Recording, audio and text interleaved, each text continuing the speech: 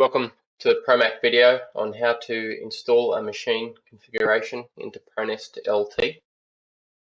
The first thing you want to do is go to the Data tab, Configuration Archive, Configuration Archives.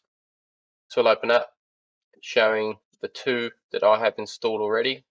You may have none, or you might already have a machine.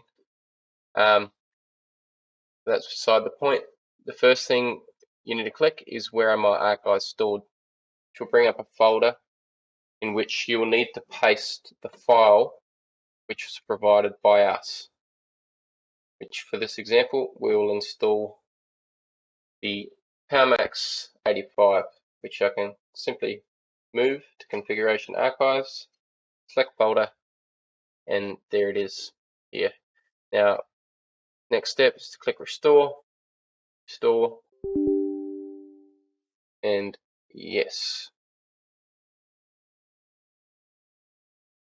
Now if you've already installed one of our post processors, it's going to come up with this error. Just ignore it, that's fine, and done. Okay, this is now complete. So if we go to machines, we can now check that the Promach 85 is now installed. Hopefully this helps. Thank you.